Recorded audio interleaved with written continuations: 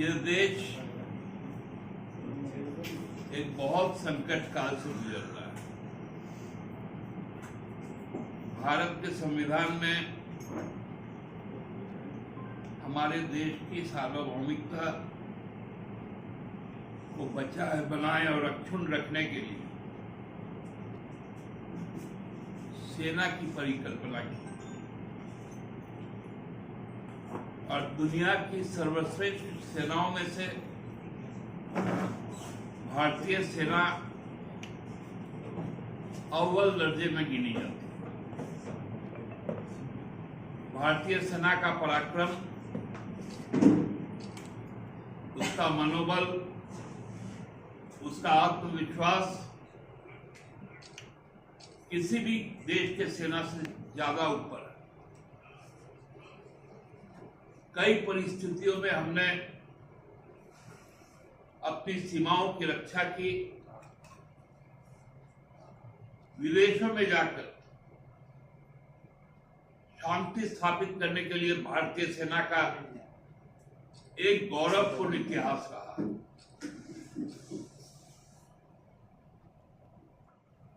चाहे देश में जब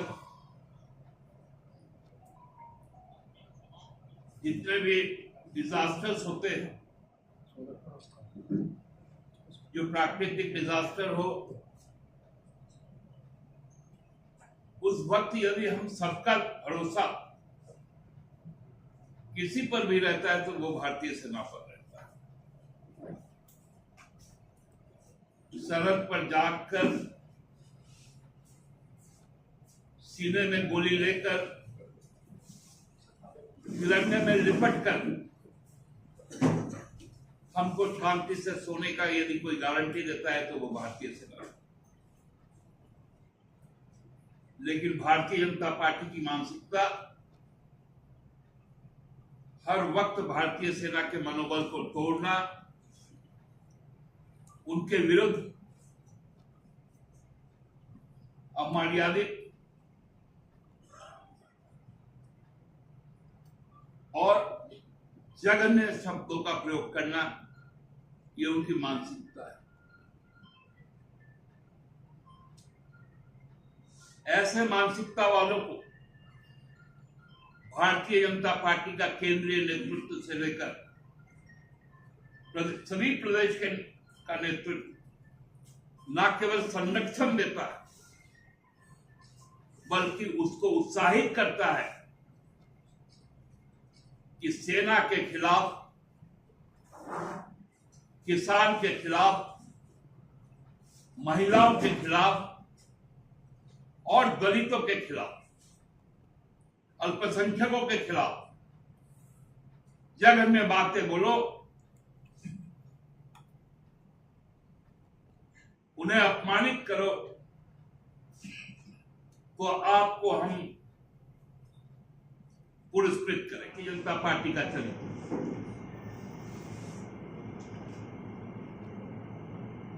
आपने देखा होगा किसान आंदोलन के समय केंद्रीय गृह राज्य मंत्री अजय सिंह टेनी का सरेआम उसका बेटा किसानों पर जीप चढ़ाकर रौंद देता है 9 लोगों को, उस पर कार्रवाई नहीं है। आपने देखा है भाजपा के सांसद ब्रजभूषण सिंह को, उन्होंने हमारे महिला पहलवान बेटियों पर जो अत्याचार किए उस पर कोई कार्रवाई नहीं हुई। उसके बेटे को सांसद बना दिया जाता।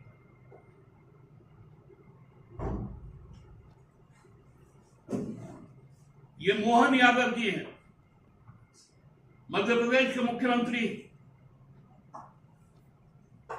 क्या इनका रीढ़ का हड्डी नहीं है कि विजय शाह को बर्खास्त नहीं कर सकते? ये कौन शाह है ये कौन सा है जिससे कानून डरता है? ये कौन सा है जिस पर कार्रवाई नहीं कर सकती भारतीय जनता पार्टी?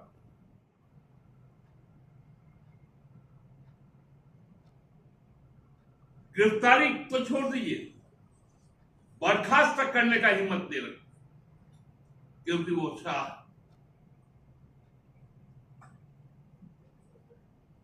क्या ऐसे ही देश चलेगा?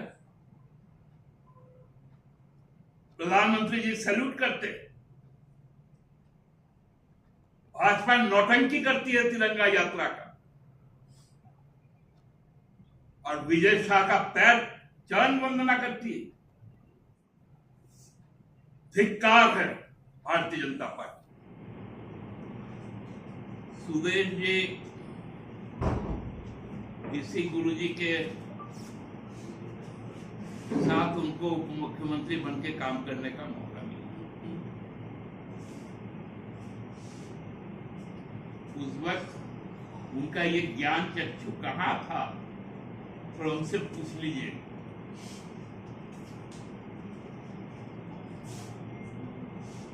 ये भारत सरकार जिस दिन इस देश में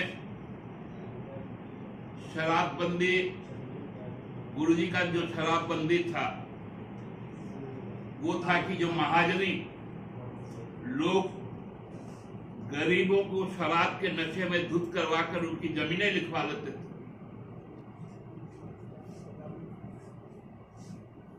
उसके खिलाफ था। गुजरात शुरू से ही शराबबंदी वाला स्टेट है, लेकिन वहां सरकारी आदेश पर शराब उपलब्ध होती है। नीतीश जी तो अपना पैरेलल इकोनॉमिक सिस्टम डेवलप कर दिया है बिहार में, शराबबंदी कर। ये बेतुका सवाल का कोई जवाब नहीं। ये नया बयान यदि है तो ये तो और भी खतरनाक बयान है कि भारतीय सेना के साथ साथ तमाम जो भारतीय 140 करोड़ उनको भी बोला गया कि उनके सामने नतमस्तक होइए, क्योंकि मोदी जी ने बहुत बड़ा काम किया है ऑपरेशन सिंदूर। अब बताइए, ये मनोभावना यदि किसी का है कि एक लोकतांत्रिक व्यवस्था के तहत एक व्यक्ति यदि प्रधानमंत्री है, वो भी उसको पूर्ण बहुमत प्राप्त नहीं है संसद के अंदर,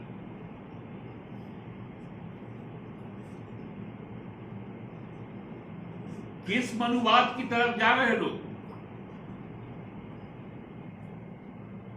इसी से तो खतरा है देश को, संविधान को। हमको लगता है कि मध्य प्रदेश अब हिंदुस्तान का हिस्सा नहीं रहेगा। भाजपा शासित हर राज्य अब हिंदुस्तान का हिस्सा नहीं रहेगा,